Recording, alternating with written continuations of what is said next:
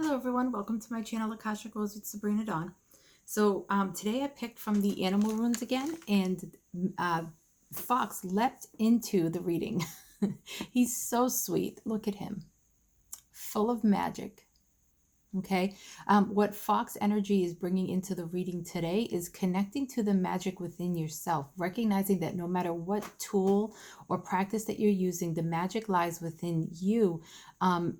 And even though these different things like tarot, prayer, mantras, all of this, they all have their own energy and their own way of being, of connecting with you, like their own field. But it's your magic that's going to help you connect to them and really create a a deep and rich experience for you. So, recognizing that the intuitive wisdom is within you more and more, it will help you get even more in touch with that part of yourself, with the high priestess within. And so Fox is also asking us to try something different, try something new, bring in a different type of way of connecting. For some, let's just say if you are used to praying, you could, start lighting a candle and praying, or doing candle magic, adding herbs and beautiful intentions, holding the light, whatever works, working with tarot in a way that's more of an inward process versus predictive. You can use it in a way that helps you wake up to your own energies and using it as an inward process. That's actually something I'm doing right now on my own. So, doing different things. So it's kind of funny that this room came out, right? So that's what I'm hearing, is that the magic, Fox is in here too, because it wasn't in reverse. So it's here to say that, waking up to that magic and trying new things will help you. And no matter what the tool is, it's sometimes we feel like different tools are going to help in different ways. And what they're saying is really all of these different tools and in ways, they're beautiful and they're great, and they should be honored and respected. But so shouldn't you. You should be honored and respected because the magic is within you. Also, fairies, okay? Fairies and foxes are deeply connected, okay? The enchanted forest. So this is the Fairy Forest, an Oracle of the Wild Green World by Lucy Cavendish. This is the box. Yeah, so when I pulled Fox, I grabbed a fairy deck. I just felt like it was time to bring the fairies and the fox energy together. Oh, here we go. Oh, the Weaver. Yes, yes, yes. Look at that. Sorry about the gloss, guys. Look at that big hat. Okay. Fate, destiny. Okay, and do you see how the hat is on the crown chakra? And there's a, what looks to be like a moth. Weaver. I'm just getting the message, guys. So hold on. So some of you actually may work with like knitting or any type of fabric, like not fabric, threads and stuff like that, cross stitch, stuff like that. But that's beyond the point. What I'm hearing overall, the original message that I was getting is that if you feel like your practice in some way has gotten a little bit stale, has could use like a little bit of a boost. So what I'm hearing is that if you've done lots of things and you've tried things and you're feeling pretty good, but there's just something that's a little bit lacking, then what I'm hearing is that it's time to, like, because you see like the hat, it's like representing the crown chakra to me, and it's off to the side a little. And what it's saying is that there's a different way out there for you to help awaken up this new part of the magic that is within you. Okay, that is what I'm hearing. And the moth is kind of signifying like that letting go of the way that you've always done it, because it's been comfortable that way. So letting go of your comforts and stepping into something new. So you can hold on to some of your comforts is what I'm hearing. You can hold on to some of them and while trying new things. So that's, but so you don't have to let go completely, but trying something new can help wake up, and it's going to help. What I'm hearing is awaken something in you. So like, let's just say, you had like, you know, you've been doing candle magic, or you've been doing certain prayers, you've been working with oracle cards, but you know, it's like, oh, there's something deeper. I can feel, I want to go a little bit deeper, and you feel a pull to runes and you don't know why. It could be because you have a past life with the Nordic tradition, or a Nordic past life. And so what it is that it's just going to awaken something in your Akashic field that brings in all of this depth and wisdom behind it. But they're saying, don't mistake the tool. It's that tool woke up something within you, within your field, within your experience. And that beautiful tool brought its own energy to help speak to you and help you form a relationship with it. Okay. And so, and that can go for anything. These are just examples. Okay. But it's like a form, it's almost like it feels like destiny brought it to you, but really you met destiny. You are part of the destiny. And that is what I'm really hearing. It's like, you know, like this weaver, like they are part of the web, like they are creating it. So recognizing yourself as the weaver of your own destiny, and that, you know, that the right things at the right time are going to come into your life by a higher vibration that is connected to your web and to you as well. And Fox energy, yes, they're saying one more fairy card. Let's see. And that was number 25, which breaks down to a 7, which to me is like, you know, 7 is heaven. It's like just like this really heavenly, or this really divine high vibration number. Okay, let's see.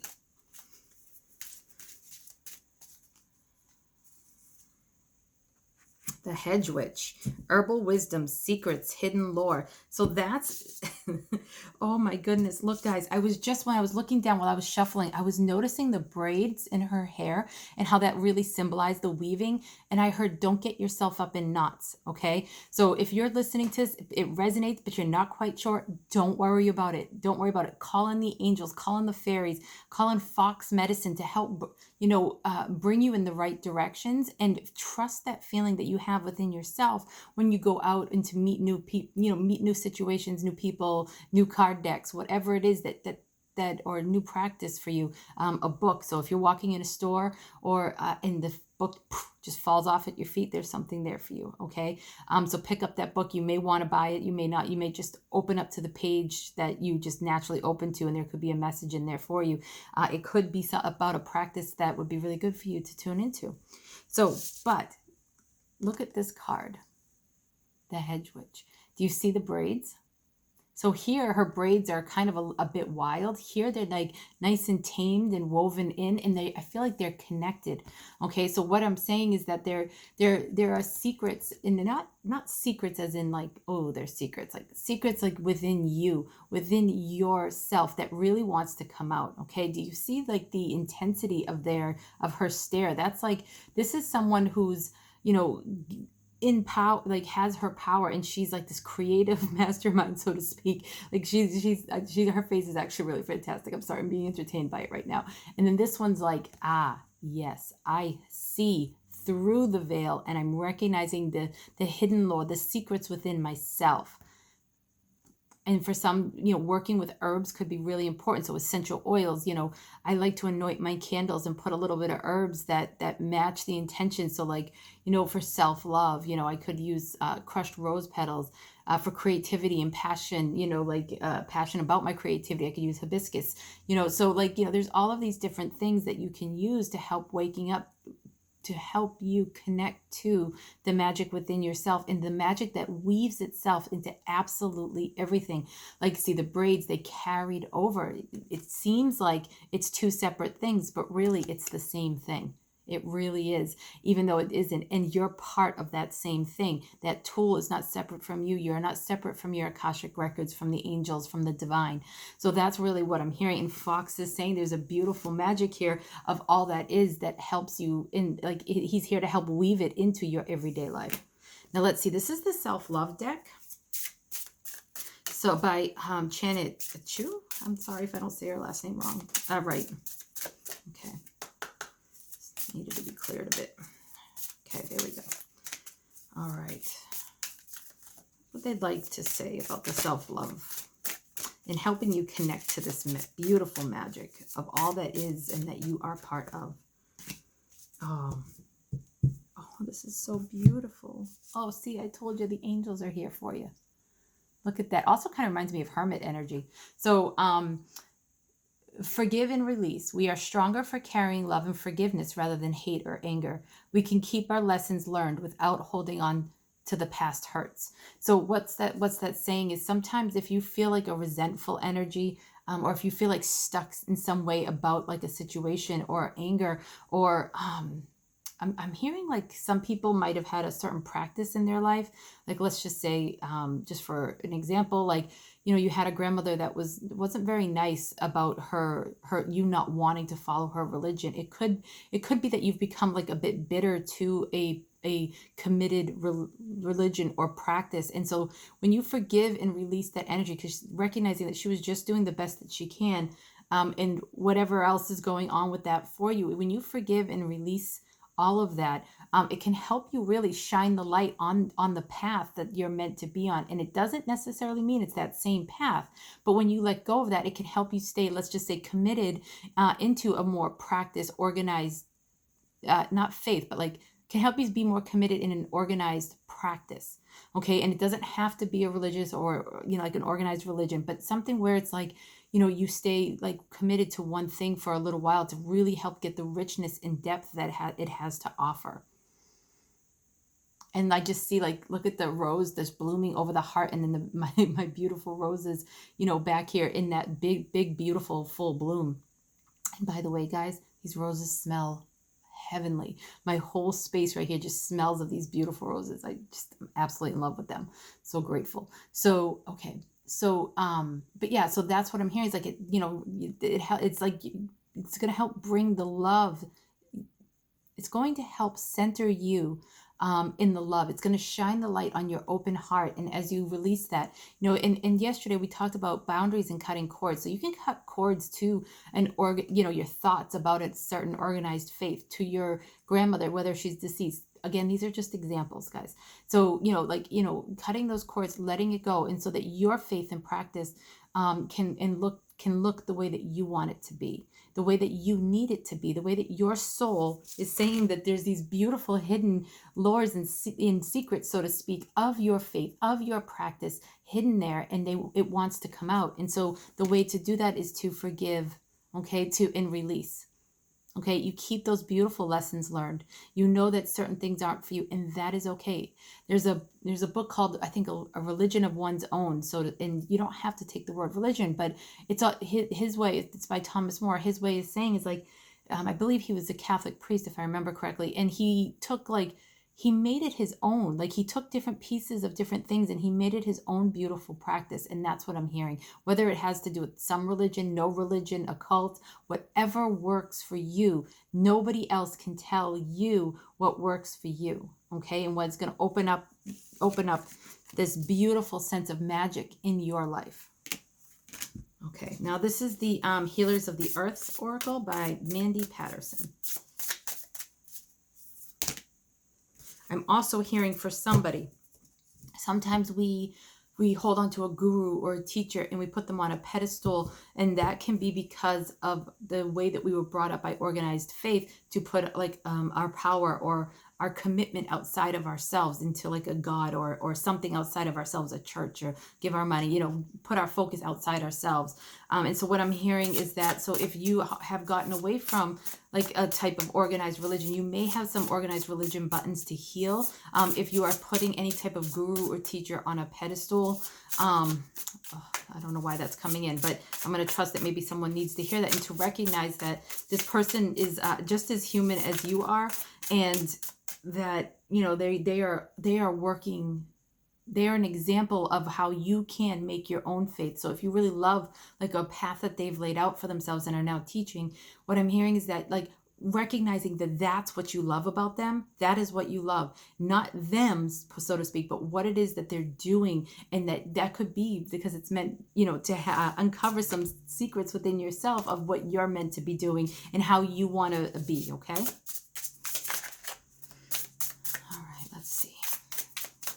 And I just want to say, I am not because I keep saying I'm not against organized religion necessarily, as long as you keep your autonomy and your spiritual faith and recognizing the divine in yourself as well. And whatever path works for you, it works for you no matter what anybody says. Okay. Ooh, bird's eye view. Okay, so we've got bird's eye view. Okay. I just heard the words, guys. You're asleep on the job. so I'm only teasing, but what I'm hearing right now is that I don't even know what the words are other than bird's eye view right now. But what I'm hearing right now is that this is like a little bit of you feeling a little bit sleepy or your eyes closed, so to speak. Oh, Lulu's coming. To these new parts of yourself that are wanting to, that are like ready to open up, and recognizing that magic within yourself is how you can do it. Let's see, seeing the bigger picture, higher perspective. So there is a higher perspective, but what I'm hearing most of all, it's like, because it's like this sleepy energy, they're saying like, wake up and look to the right. You've been looking to the left for a very long time. You still know that the left is there. The left has formed your foundation. It's helped you form who you are. Now it's time to look to the right and bring in the new energy and new directions. It will help you gain a bigger perspective to everything. Okay? All right. Sleep on the job. Oh, okay. Sorry. They just make me laugh. Unretrieved soul, lost self, lack of grounding, out of body. So this is okay. So this is like the reading that came. If you haven't watched my soul fragment video on Friday, you may want to go back, because for some of the people here, calling in your soul fragments, doing soul retrieval will help you feel more connected, more in your own power, so that you can, wake up, see things from a higher perspective, and bring in your own magic. Okay, and then for others, I'm hearing, let's see, seer of soul, sensitivity, empathy, understanding. So for some of you, one of the things that could be coming in is understanding empathy on a higher level, recognizing where you need to take responsibility for your empathic abilities. A lot of empaths, the way that it came out, it was really popular, was like kind of like when it was like a wave of stuff that was information that was coming in, and everybody was like, I'm an empath. There was a path there that talked about it like in a very victim mindset, and what they're saying is that you may have either been there or sometimes are still there, and it's time to like kind of wake up to this higher perspective of empathy, take responsibility for your precious ability, and come to a deeper understanding about that empathy, and go for the magic carpet ride. Have fun with it, like start recognizing the blessing and the beauty of it, instead of feeling like a victim of it. And there's books that you can get on that. I believe there's one by Cindy Dale about empathy that really helps you. Oh, it's Energetic Boundaries by Cindy Dale. That's a great one for recognizing that what it is, what this empathy part of yourself is, and how to create boundaries and to heal yourself so that you're not sucking in everything from everybody. Ooh, put a spell on you. Charm, seduction, being won over. Okay, this to me is connecting over. Look at that beautiful wizard though, guys. Let's take a moment and recognize the beauty of this card. Kind of reminds me of Seven of Cups in tarot. Lots of choices. So I'm just going to go with that for a minute. Remember, we were talking about all the different choices out there. When you connect to that magic within, you won't feel so overwhelmed by all the different choices. You are going to feel more of a pull towards something else, and recognize that everything else that's on the shelf, so to speak, it can still be there. It may not be the right time, but it's awakening something in you energetically. So even if you're looking at it in that moment, it wakes you up. You don't necessarily have to buy it or start practicing it, forming a deep practice with it. What you want to do is get the one that you're most energetically aligned to, the one that opens up that heart chakra, right? The most at that time. Okay. And then know that whatever else will be waiting in the wings. Okay. And then let's see. So the charm, seduction, being won over, that kind of reminds me of what I was saying about, putting your power outside of yourself, like an organized faith, or a specific teacher, priest, whatever it is, guru, and kind of putting them on this pedestal that they're not meant to be on.